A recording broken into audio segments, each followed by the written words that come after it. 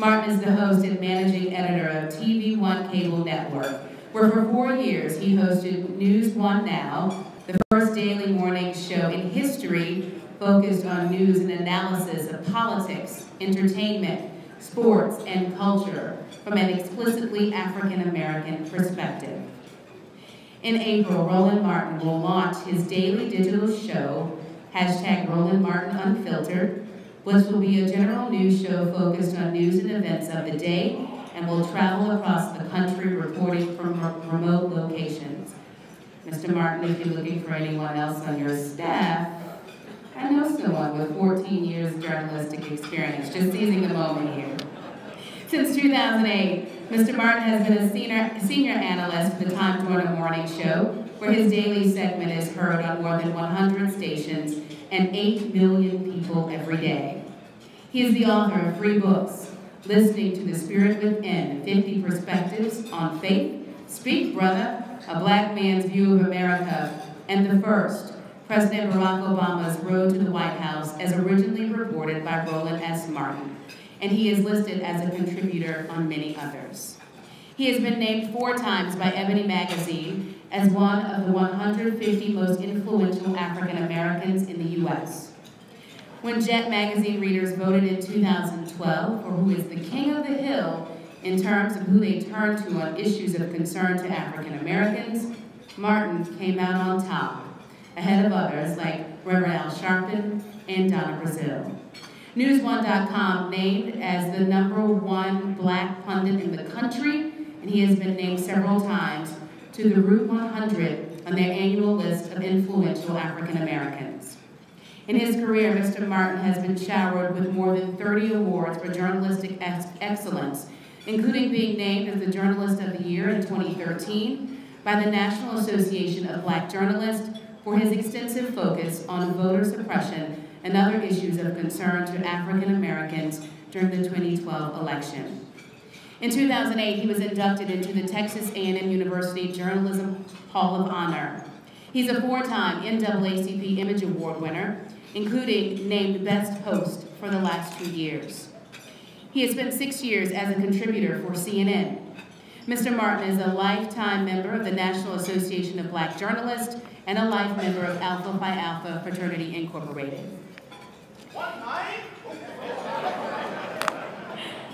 He is a 1987 graduate of Jack Gates School, Magnet School of Communications, and a 1991 graduate of Texas A&M University, where he earned a Bachelor's of Science degree in journalism. He has been awarded honorary degrees from Florida Memorial University, University of Maryland, University College, Lemoyne-Owens College, Lane College, and South Carolina State University. He is married to the Reverend Jackie Hood Martin, who's an author of Fulfilled, The Art and Joy of Balanced Living and Wedded Bliss, a 52-week devotional to balanced living, and the children's series, Hannah's Heart. They reside in the Washington, D.C. area. Ladies and gentlemen, let's welcome them to South Louisiana and show them what Southern University has to offer. None other, our guest here for the evening, the distinguished Honorable Mr. Roland S. Martin.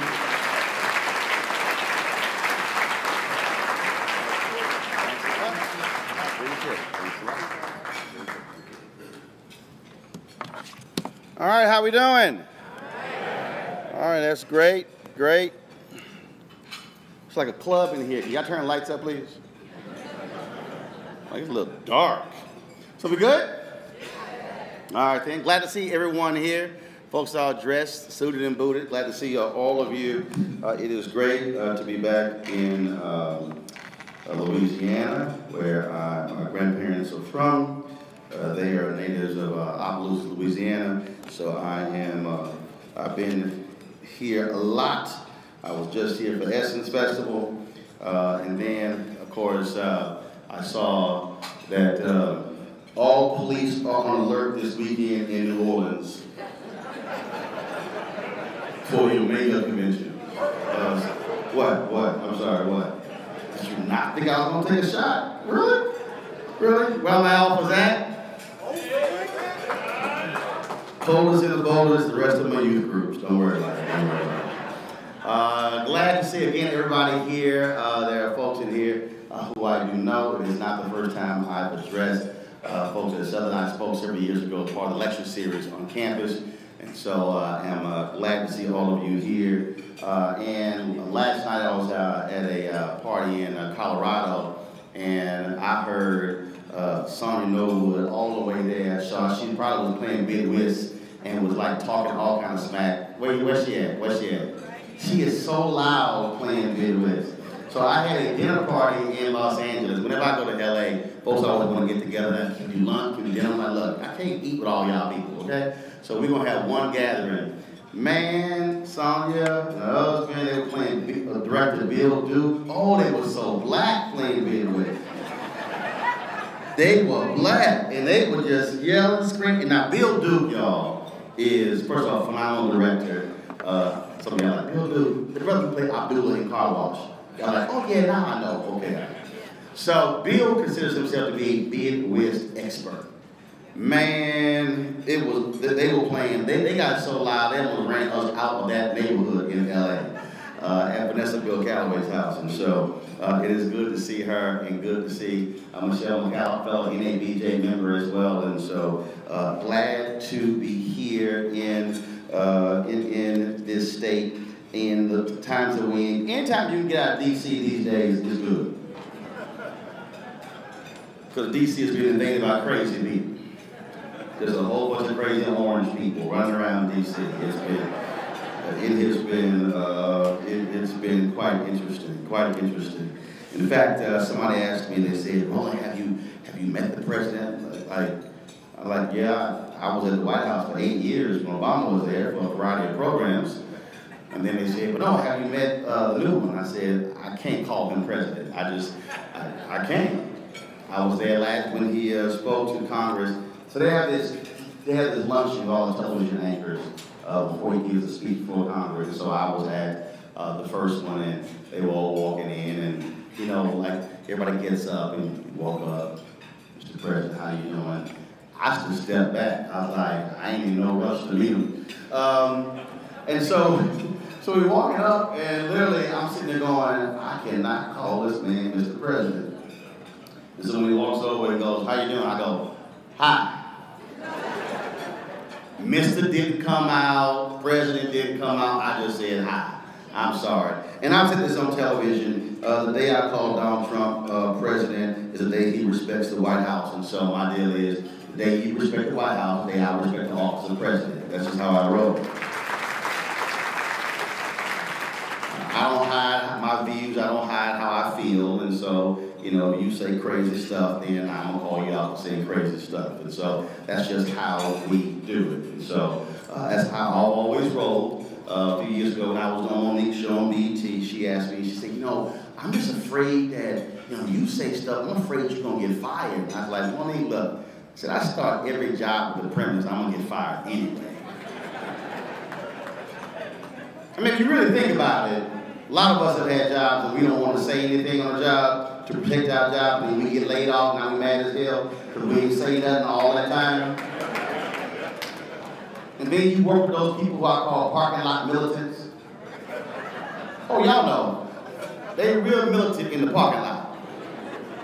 Don't say nothing in the office. So my philosophy has always been the same. I'm going to speak truth regardless of whatever, which is why I have 5 different jobs. That way, if any one end, I'm good. I can just switch, go to the other ones. That's always been my thing. Almost been my thing. Also, let me thank all the folks who come up to me. I've gotten this all over the country for the last 7 months. Folks who are avid watchers of TV One's News One Now. Folks, I had folks who said they set their work schedule, their workout schedule around the show. Of course, News One Now ended December 21st after 4 years. We were the first morning show targeting African Americans, and so folks were like, oh my God, I can't believe what's going on. And they asked me, what are you doing, what are you doing? And so we announced on July 2nd that beginning September 4th, I'll be launching a daily digital show. And which means that those of you who do not know how to work your phone, I'm going to need you over the next 45 days to read your manual. But it will be Roland Martin Unfiltered. It'll be a daily digital show. We'll be streaming 6 p.m. Eastern. So all the folks in LA can stop cussing me out. They were mad getting up at 4 o'clock in the morning. And so The reason we were launching this, and I'm going to do this in my text as well, is because we have to understand that we cannot be in a position where we are asking somebody else to tell our story. We cannot be in that position. Second, we also must monetize our culture. What I mean by that is, folks have become billionaires off of black people. Folks were so excited and just hyped about Black Panther. Also, let me warn y'all, I ain't wearing this because of Wakanda. I actually went to Ghana 10 years ago where I got it. So folks are like, oh, Wakanda. No, Ghana. And I understand. First of all, phenomenal movie, Chadwick Boseman did a great job, Ryan Coogler did a great job. It made $1.4 billion for Disney. Let me repeat that. Black Panther made $1.4 billion for Disney. And they're going to be spin-offs of that movie. I would not be surprised if Black Panther ends up collectively earning upwards of $10 billion for Disney. I'm saying that because we have to understand that so many others have made billions off of us. And if we came into this country 398.5 years ago providing free labor, I think it's time for black folks to monetize our culture for ourselves. So we're launching this. You can go to RolandMartinUnfiltered.com for more details. We have folks who are joining our fan club as well, and we're going to, and the other most important reason why we're doing this, because by it being independent, we can also say what needs to be said and not be afraid to do so. So I'm looking forward to that come September 4th. And so go to RolandMartinUnfiltered.com. We'll be live streaming the show daily, Facebook, Periscope, YouTube, and also on other platforms like Roku and Apple TV. Let me get down to the task at hand. Anytime you stand in front of many black people, you need to tag your text. Now, if you don't know what tag your text means, you must be one of the new black people who don't no longer go to church. So if you got somebody sitting next to you who has no idea what tag your text is, just lean over and don't embarrass them and say, that's a church saying, you heathen. So I'm going to call this, and I want you to turn to your neighbor, we must protect this house. So look to your left and tell the person to your left, we must protect this house. Then I want you to look to your right and tell that person, we must protect this house. Okay, all right, now we straight. So tomorrow somebody asks you what I talked about and you can't remember, at least you can remember the title of what I talked about, that'll get you through. So last night I was in Colorado at the home of billionaire Robert Smith. Robert Smith is a brother, African American, went to Cornell University, he's an alpha brother of mine, and he is the second richest African American in the country, worth $2.4 billion. And Robert had a private party at his home. It was last night and tonight. And he was like, dude, you gotta tell these other people later. I was like, nah, bro, they booked me about 7 months ago, so I'm at your party for free. You already got your $2.4 billion.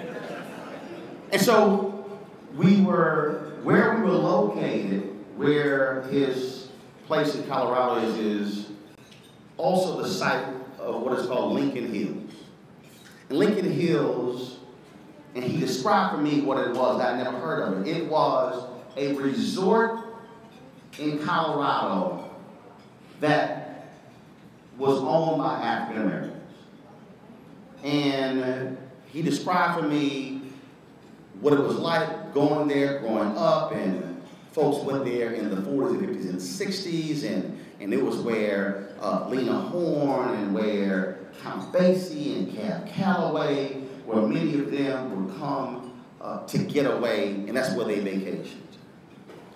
And then as he was talking about that, I began to think about other places in this country where African Americans, because we could not stay in hotels, could not visit other places, that were these enclaves where African Americans vacation. And you would talk to black folks who are in their 70s and 80s, and they will tell you about these places, and their children have fond memories of vacationing in these places. Yet, a significant number of these places began to die in the 60s and early 70s because of immigration. And as we were talking, I told Robert, I said, this reminds me of what Gerald Horne lays out, what he called the Jim Crow paradox. And I'm reading a book by Gerald Horne. He's a phenomenal professor at the University of Houston. His book is called The Rise and Fall of the Associated Negro Press, Clark Barnett's Pan-African News, and the Jim Crow Paradox. It's one of the books that I'm actually reading as we speak. And what he defines as the Jim Crow paradox are all of these black institutions who were fighting aggressively against segregation, against Jim Crow, to break down all of these barriers. And while they were achieving success after success, they were literally guaranteeing their demise. And so I'm reading this book, and I'm reading about all these African Americans who were covering World War I and World War II, and who were providing dispatches from all of these theaters of war, and the folks who were covering the Korean War, and all of these amazing stories. And they were covering how the end of colonialism in many African nations, and how many of these African nations were gaining their independence. And while African nations were gaining their independence from colonialism, and all these black newspapers were covering all these different things, while that was happening, while they were forcing Harry Truman to issue his executive order, of course, ending segregation in the armed forces, while they were battling forces all across the country, at every moment that was a success, they were guaranteeing their demise. April 15th, every year, Major League Baseball, every player wears number 42. In honor of Jackie Robinson. He is the only player to have his number retired in the entire league. No player can wear the number 42 except on that day in Major League Baseball.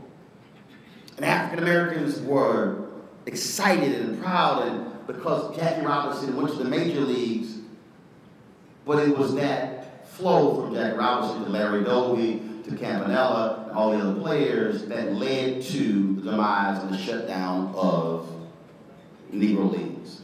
In fact, I often tell people that I don't fall for the okie doke by saying that Jackie Robinson made it to the major leagues, because the reality is, with the star players who were in the Negro leagues, that actually was the major leagues. I would often say that so-called major leagues was the minor leagues, because many of them could not make it in the Negro leagues. What only made them major was the facilities and the uniforms and the travel. It was not because of the players.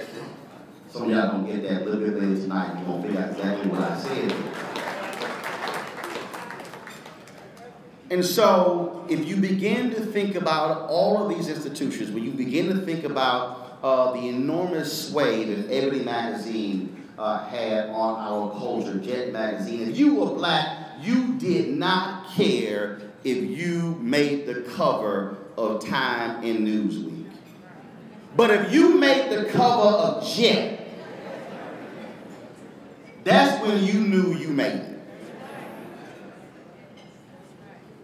We didn't, that's how it was. Folks like, oh, you was the Time? Okay, I ain't never seen you in Jet. That's how it was. And it's rough too, because unfortunately this generation has no idea what it was like for that small little magazine to come in the mail and showing the exploits of black people. And now, plus, if you want to see a Jet Beauty of the Week, you can just go to Instagram now, but you had to wait a week for Jet. But it told the story of our people when other folks didn't. Our black newspapers. Robert Abbott founded the Chicago Defender in 1905. That newspaper led the great migration of blacks from the South to the North. The reason you had significant black population, even to this day, in Detroit, and Cleveland, and Gary, Indiana, and all those places was because of the Chicago Defender. Robert Abbott became a millionaire riding around in a Rolls Royce because he did, which we always knew. Our institutions, the Jim Crow paradox. So why am I saying all of that today in 2018?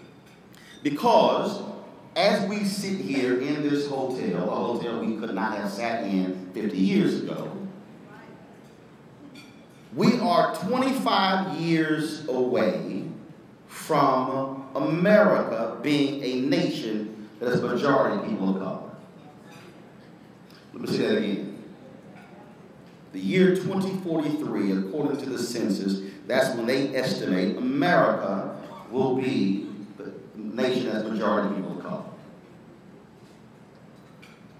Right now, in a significant number of states, the annual death rate of white Americans is higher than the annual birth rate of white Americans. Don't be confused about what you are seeing happening in America today. What is happening in America today doesn't have a damn thing to do with economic anxiety. No, what it is fear of what is coming. It is fear. This effort to limit Latinos and others from coming into the country, it is all tied to 2043. 2012, Greg Pallas reports that there were 112 million registered Americans to vote. There are 110 million folks registered today. Ask yourself, how can our population be increasing in America, but our number of folks who registered is decreasing? It is because people who look like you have been targeted for the last 10 years because of what happened in 2008. That is by design. You heard when they read my bio when I got NABJ's Journals of the Year. It is because in 2012 we were focused on voter suppression. We focused on it every single week. And see, the problem is we have folks who have allowed ourselves to get caught up in somebody else's game. Literally, folks, by saying it's voter fraud, because no, America saw what happened when black folks exercised power. They saw it. And you've had this massive attack ever since. North Carolina, they went from the bottom of voter participation to the top 10, and Republicans in North Carolina said, oh, hell no. And they have been on this massive effort to actually limit black participation. In fact, the federal courts ruled, this is stunning, that there was a laser-like focus on black voters. They literally asked in emails, when do black people vote? And they concluded, oh, black folks vote in the first week of early voting. Good, we're going to limit early voting.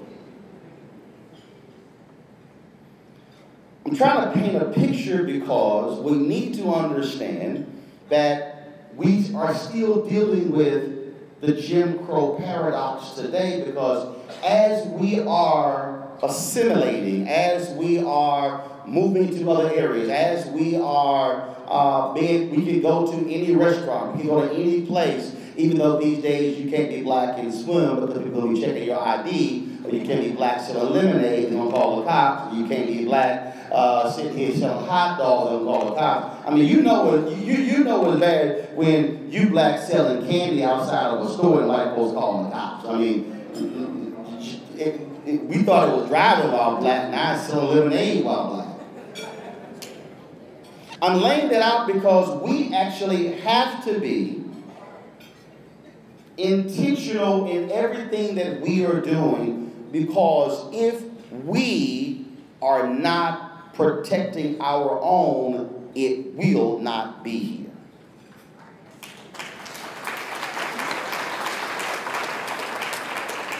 Now see, I know that makes some folk uncomfortable. And if you want to be comfortable, you should have invited my wife. She's a minister. She could have prayed with you, laid hands on you. God has given her this great spirit of comfort, but He's given me a spirit of discomfort. My job is to make folk uncomfortable. And I'm laying all this out because if you begin to study our institutions today, if you begin to understand the pillars of a community, and you begin to say it's education, it's economic, and it's media, we are moving towards a point where we will be the majority, along with Asians and Latinos, as people of color, yet we may very well look like South Africa, where you have demographic numbers, but you literally don't have economic and education power. And I'm ringing this alarm because 2043 is real. It is going to happen. It is not going to somehow reverse. White people are not going to start having 8, 10 kids and catch up to black folks and Latinos. It's not going to happen. And so when we begin to look at our institutions, black banks, that's economics. When you look at the fact that we have 2.6 million black-owned businesses in America, yet 2.5 million of our black-owned businesses only have one employee. 7 years ago, we had 1.9 million black-owned businesses. 1.8 million had one employee. 7 years ago, when we had 1.9 million black-owned businesses, they had an annual revenue of $110,000. Today, we have 700,000 more black-owned businesses, and their annual revenue is $54,000. And so you look at economics, then you begin to look at what's happening in media, where we literally are being fed a constant diet of entertainment. I keep saying, black people, we are laughing ourselves to death because we are watching comedies and dramas, and we are watching award shows, and then we are not getting our news and information, which actually is feeding our mind, preparing us for the future. And then you get to education. Then you get to a situation where you literally have HBCUs closing their doors. And you're going, wait a minute, how did we go from a generation of freed slaves opening institutions with their meager pennies, nickels, and dimes, if we are supposed to be the smartest, the largest, and the most well-off, how then are doors closing? That is a challenge that we must be making to each other. Now, I'm sure somebody's saying, well, yeah, but did you go to Texas A&M? Yes, I did. Because my brother was there. My parents had 3 of us in school at one time. And guess what? Even though I was the #1 high school student in communications, even though I was awarded the ambassador, even though Texas Southern University was right across the street, even though Prairie View was down the street, not a single one of them recruited me. My high school was a black high school. They would visit our high school. Not one said, well, at least here's $1,000. People are like, why'd you go to A&M? I'm like, because they called. I'm laying all of this out because we have to be completely intentional in everything that we're doing to prepare for 2043. To prepare ourselves for that day when this nation changes, because what we cannot do is we cannot leave it up to other folks to educate our children's children, to finance our institutions, and to tell our story. I've had people literally come to me and they say, man, it would be great if I love watching you when you were on CNN. Can you go back? And I said, why would I want to go back to something I don't control? And then they would look at me, they were like, yeah, but it's CNN. I'm like, yeah, but Don Lemon don't control his show. He doesn't determine who the guests are.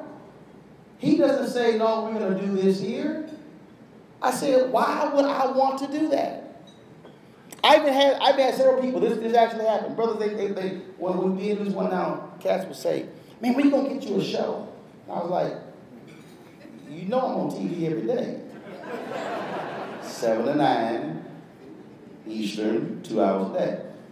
He said, no, I mean a real show. I said, what do you mean a real show? He said, I mean like, MSNBC or CNN. I said, brother, let me help you out. I said, do you realize that this was Brian Williams was anchor of NBC. I said, do you realize when Brian Williams comes to DC, he sits in the exact same chair I sit in?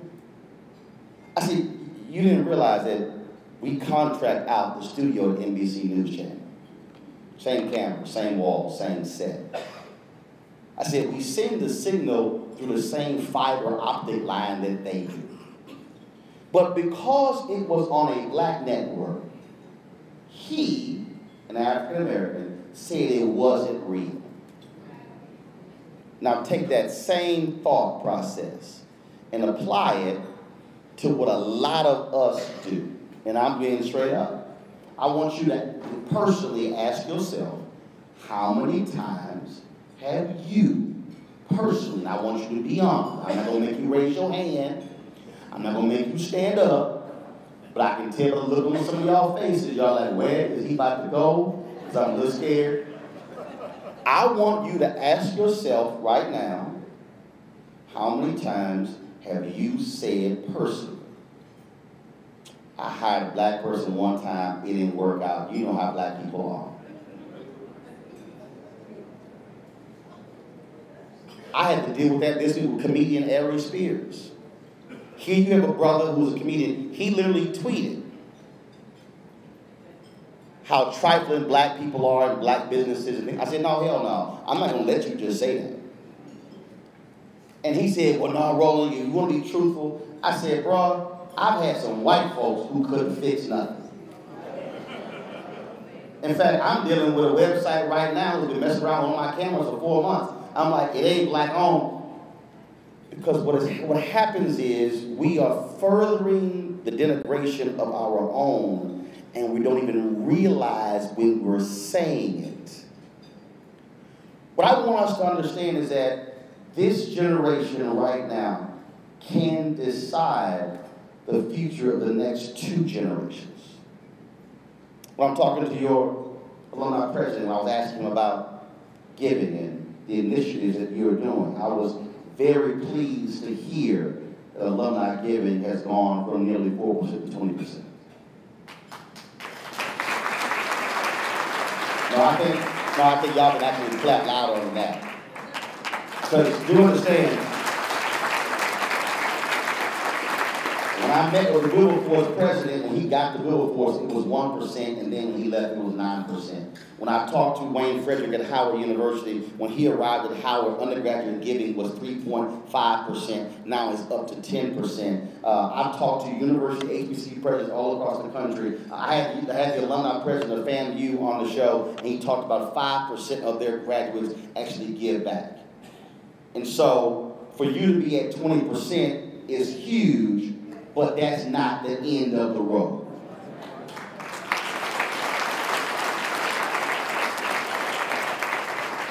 Everything that we do today has to be not about today, but about 2043, about 2073, because there is no Calvary that is on its way to save black people other than black people. There is no foreign entity. There's nobody we can call. And I even try to tell people, I love when people say, well, man, I wish these athletes, I'm like, I don't want to hear none of that, because if you ain't giving a dime, don't you try to say what some athletes should be giving. And we have to literally challenge people and push people and prod people to say, no, you have to, you fund what you care about. You fund what you love. It is creating the exact same thing that we've done. We know how to tithe. Oh, we know, let's be clear, we know how to give to what we choose to give to. Oh, we know how to give to churches. We all, let me look, I got honored by the AKAs. There ain't nothing in the world that's a product. I guarantee you they had some AKA speakers. They had some AKA lights. I'm telling y'all right now, my wife was a Delta on that convention. I'm like, what the hell don't y'all put y'all name on?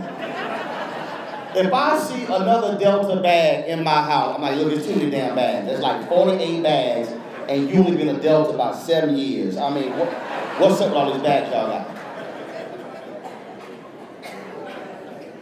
We talk about trillion-dollar spending power, but then it becomes what are we actually investing in? When we invest in our education, we literally are investing in the future. And then we also got to learn to stop sitting here tripping on folks, because I've had people say, in fact, it was a colleague of mine in the Fort Worth Star-Telegram as our first run-in. She was a Southern graduate. And I ain't going to call her name Valerie,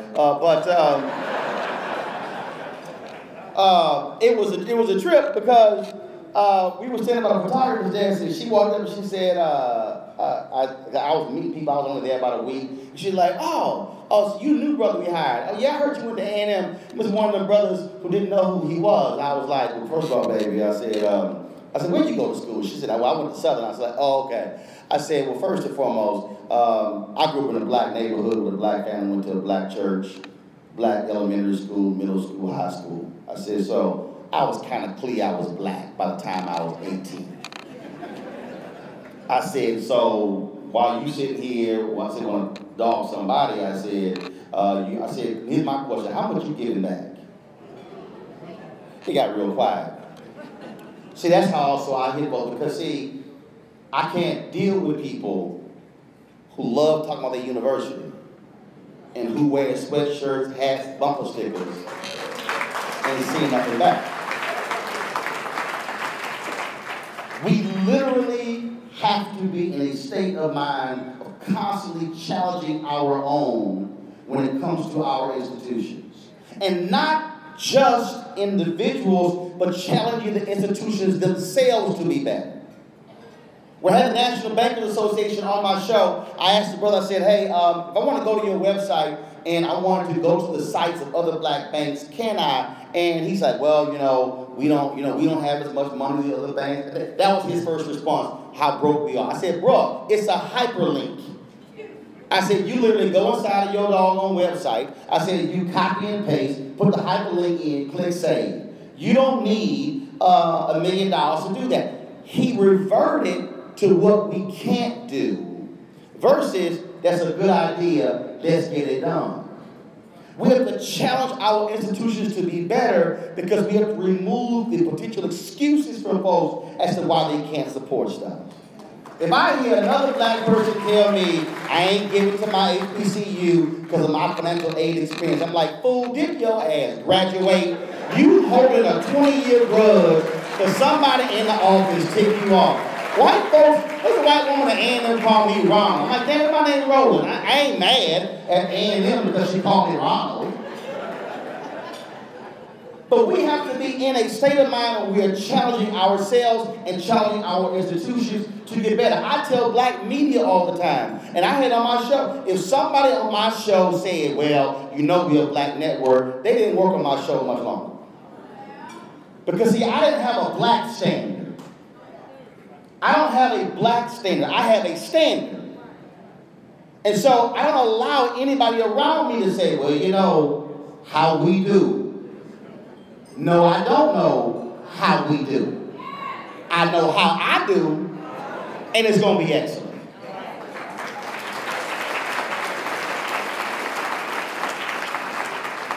And so if we are going to have institutions that are educating our children and our children's children, if we are going to have our economic institutions, if we're going to have our media institutions, it is going to require us to support them in a way that, frankly, many of us have not done. And I know there's people sitting in our room that are like, yeah, but I give.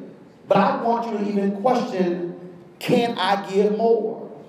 What actually can I do?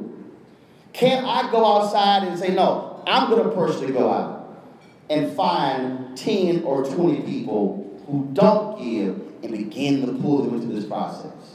Our fraternities and sororities have reclamation projects where we actually go out and pull back in folks who have not been connected to our fraternities and sororities for 5, 10, 20 years. The exact same thing can happen when it comes to our institutions. When I did News One Now, when I started hashtag HBCU Giving Day, literally I had some black folks saying, why are you starting that? You didn't go to HBCU. I said, which part of black did you not get?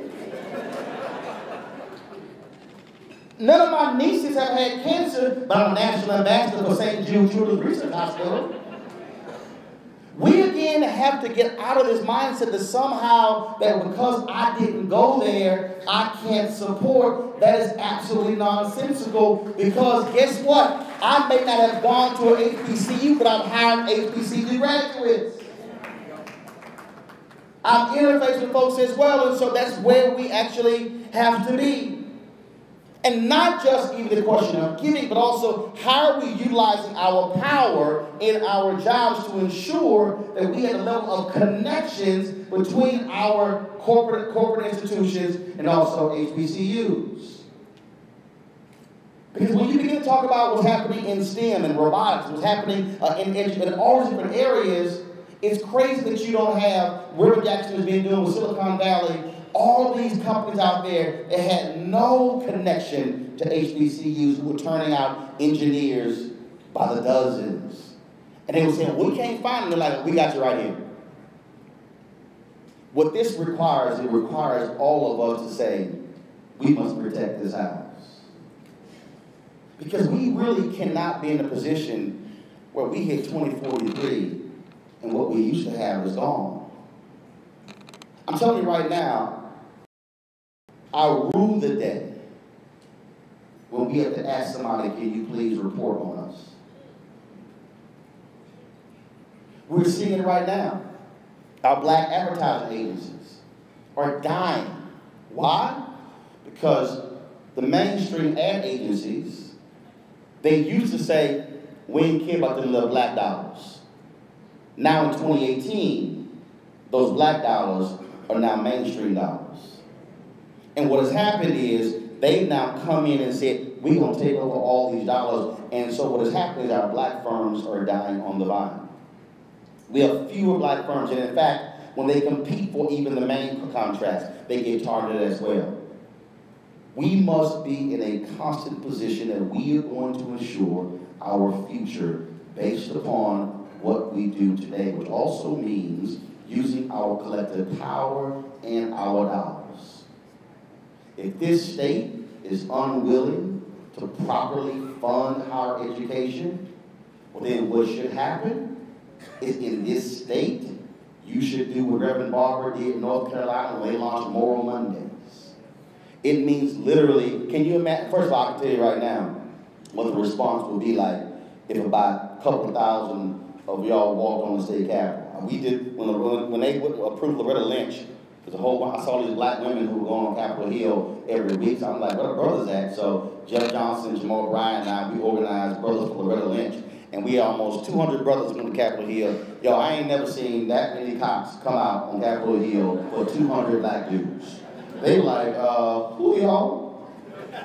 Because we do understand, America responds differently when black folks show up en masse. Oh yeah, no, the folks get a little scared. But see what I'm trying to also get at is how we use our collective power, because sometimes those of us who in our nice suits and our Louboutins and our Cohons, we got to also put on some marching shoes and go to state capitals and go to places who are also funding our institutions to let them know we are here. showing up in those offices saying, no, we expect you to fund our institutions. I'm not asking us to only fund our institutions ourselves. I'm saying to America, we're going to also hold you accountable, because if you are going to fund LSU, then you are going to fund Southern. You're going to fund Grambling. You're not going to just fund Texas A&M, you're going to fund TSU. So what that means is sometimes those of us in the suites have to also get in the streets and say we are here too. Now I know for some folks in here a little uncomfortable. I know some of y'all are saying, well, Roland, that's nice, but I'm in I got a scooter and I got a walker. Well, guess what? If you make your trip to the casino in that scooter, you can make your trip to the state capitol in that same damn scooter.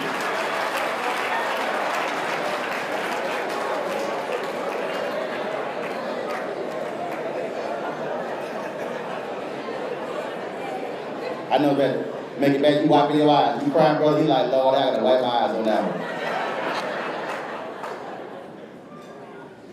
When you leave here, I want you to revel in the photos and the people you saw and all of that. What I also want you to do is to say, what am I going to do between now and the next gathering? What am I going to do to ensure that the age demographic of this room looks different in 2 years? What am I going to do between now and the next gathering to take this thing even higher when it comes to your initiative to get 20,000 students on this campus? I told you I remember that. So you try to see Preston like, let me just real quick before I close. Y'all, President trying to give me some damn notes. I'm looking at him like, really? You trying to give me some notes in my speech? I was like, he's like, well, that's what I do. I said, well, ain't what you do tonight. Because he told me, and I remember, I locked it up in here. I'm like, I'm good. He wrote it down like, boy, if you don't get that sheet of paper out of my face. So I told you I got it. That's crucial because, again, 2043 is happening.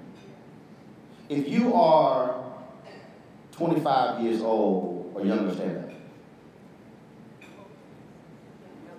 1, 2, 3, 4.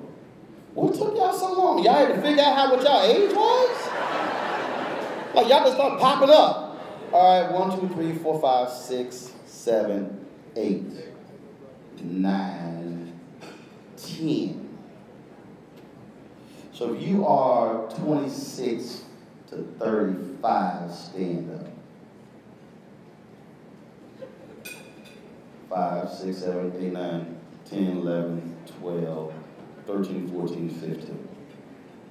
Every single person in this room should make a commitment that when you come back 2 years from now, that half of this room should be that demographic. I ain't tell y'all to sit down. I ain't tell y'all to sit down. I'm not done with y'all.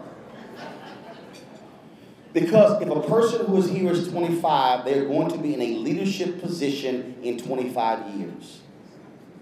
And the students who are going to be graduates of Southern will be born in the next 5 years.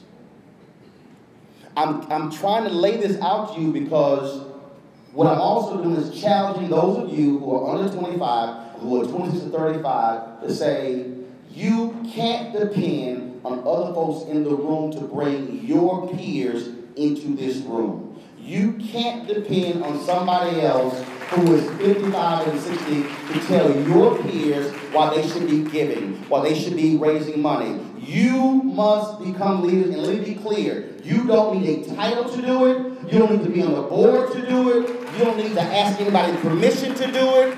You can organize fundraisers yourselves, meetings at your homes. The same thing black folks did to get Obama elected. You can do the exact same thing to fund our institutions. So I'm challenging those of you to also say, I can lead without somebody handing me a baton because I'm going to run my own damn race. Y'all think it's easy. let me close.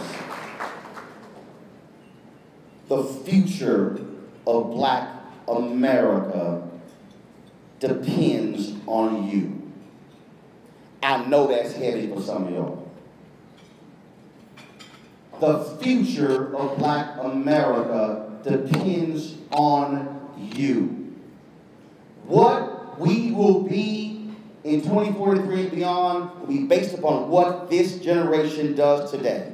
We cannot talk about what Dr. King did and Fannie Lou Hamer and Constance Baker Motley and Fannie Lou Hamer and all those folks, because guess what? They did their job.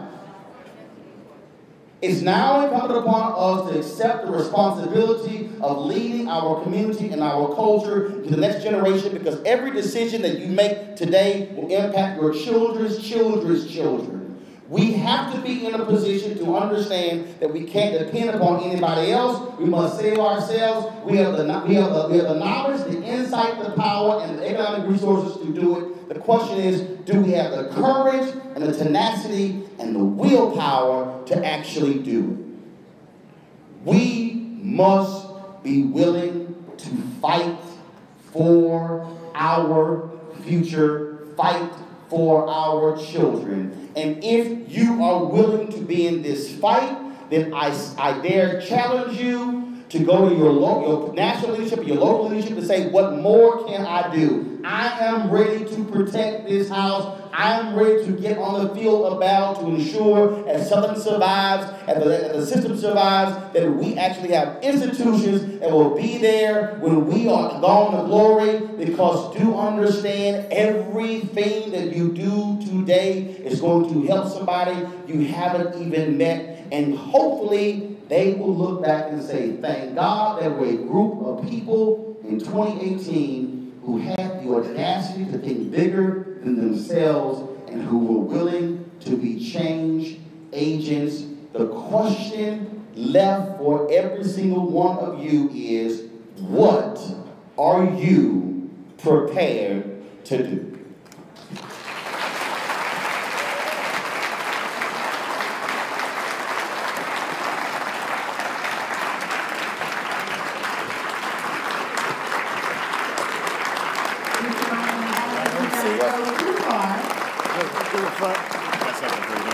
Okay, I want to see it out.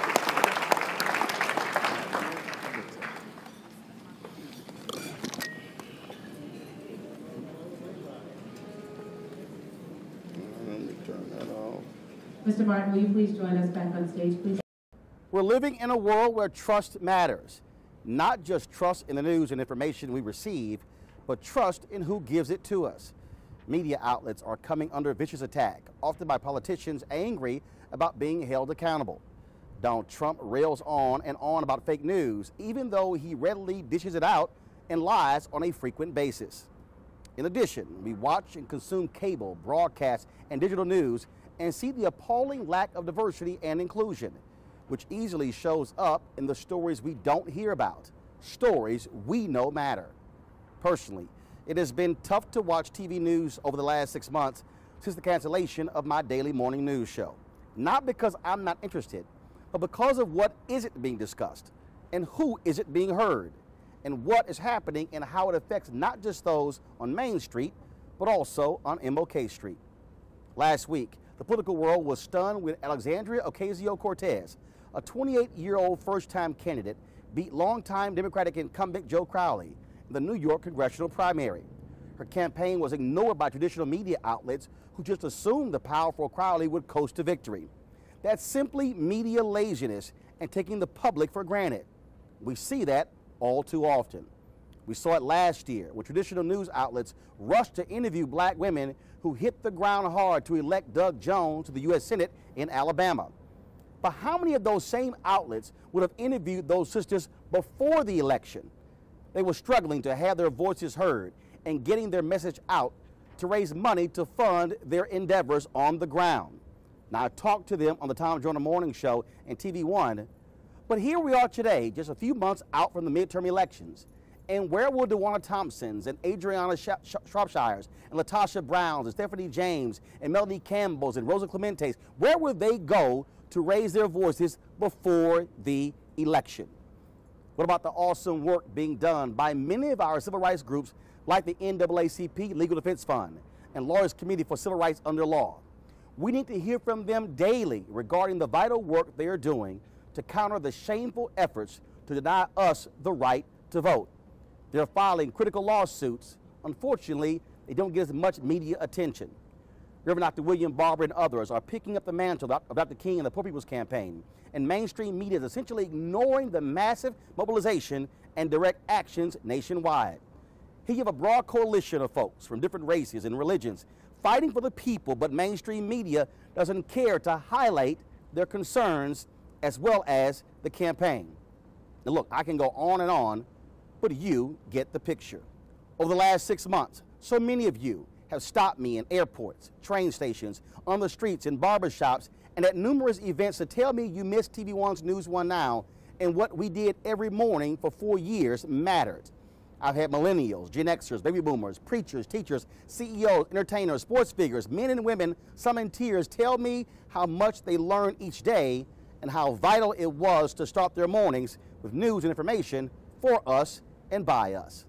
That's why I'm proud, excited, and humbled today to announce that on September 4th, I will launch a daily digital show that will give a voice to the voiceless and speak truth to power on the issues of the day. This is Roland Martin, Unfiltered. He's got it. Whatever the biz, he's on it. Whatever it is, he's got the scoop, the fact, the find. And when it breaks, he's right on time and it's rolling. Best believe he's knowing. Putting it down from sports to news to politics. With entertainment just for kicks, he's rolling. It's on go, y'all. It's Roland Martin, Rolling with Roland now. He's funky, he's fresh, he's real, the best, you know he's Roland Martin now.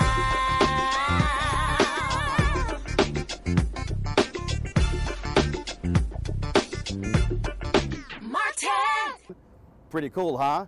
And those voices in that song may sound familiar. That is Terry Ellis and Cindy Heron of En Vogue. That song was produced by Slick, and I'm proud to have their support. Folks, Roland Martin Unfiltered will be a daily show broadcast from Washington, D.C.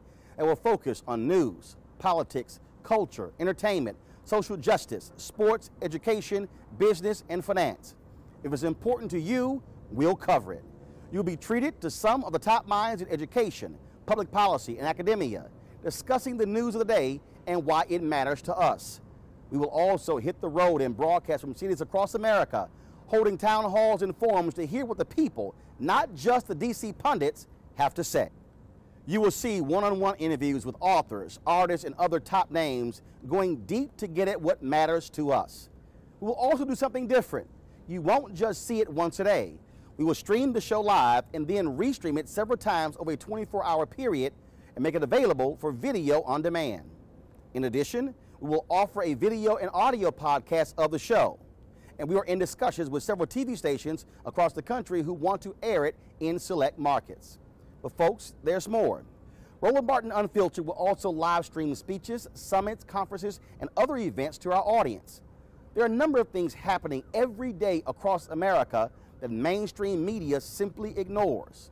But because of today's technology, we will be able to bring you these events unfiltered. You can also expect to see and participate in these live events across the country, such as our town halls, one-on-one interviews, as well as pop-up events. My team has done this for the past 6 months as we have broadcast speeches, lectures, and rallies from all across the country, even major events such as Operations Hope Global Hope Forum, the 50th anniversary commemoration of the assassination of the Reverend Dr. Martin Luther King Jr. in Memphis, and weekly demonstrations of the Poor People's Campaign.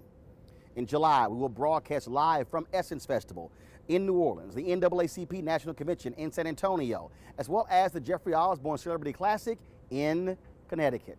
Folks, this will truly be a digital experience like no other. And the great thing about Roland Martin Unfiltered, everything will be interactive. You will get to comment in real time and share your thoughts and views. And in fact, we will incorporate your videos as you talk about what is happening, the news of the day. Roland Martin Unfiltered, folks, this isn't just about me, it's also about you. This is why we want this to be powered by the people.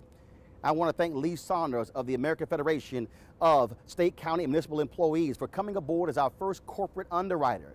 Their contribution has been vital to get us to this point today, and we look forward to a great partnership. And I can't wait to also share with you some of the other folks we're talking to once we finalize those deals. But when I say powered by the people, that also means you. Yes, we want you participating. This show won't require a cable subscription or be hidden behind a digital paywall. We'll initially live stream the show every day on Facebook, Periscope, and YouTube and make it available to everyone for free. You'll be able to watch it anytime on your phone, your tablet, computer, or television. This is truly a post-cable digital media show. That's why I'm also launching the hashtag Bring the Funk Fan Club, where our aim is for at least 20,000 of our supporters to contribute an average of $50 a year to ensure that we will be able to deliver the news and information you want and need that is independent.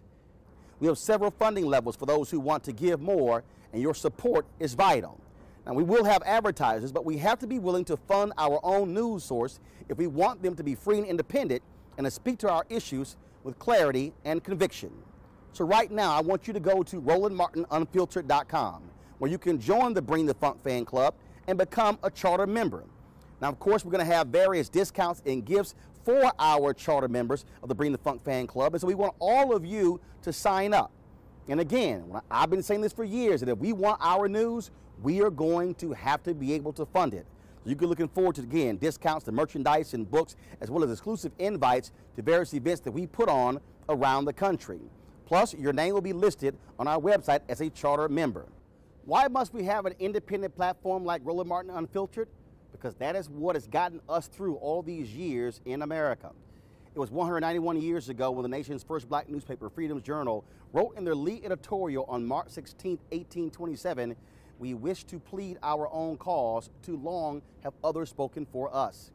Frederick Douglass, the former slave and great abolitionist who founded the North Star newspaper, said it was, quote, "just common sense that those who suffer injustice are those who must demand redress, and thus African-American authors, editors, and orators must have their own paper with which to share their voices." It was Douglass who inspired Robert Abbott, who went on to found the Chicago Defender in 1905, a groundbreaking newspaper that battled white supremacists and segregationists and spoke on behalf of millions of black Americans and led the great migration of black folks from the South to the North. It was the great Ida B. Wells Barnett who used the power of her pen to fight against lynching, even as she faced mobs who wanted her killed. But today we're seeing fewer voices of color in radio, television, and online media, not just on the air, but also owning. Here we stand 25 years away from the nation being a majority of people of color in 2043, and we're still depending on someone else to tell our story. That, folks, can never happen. We must always be in control of our narrative. Now is the time for us to speak truth to power.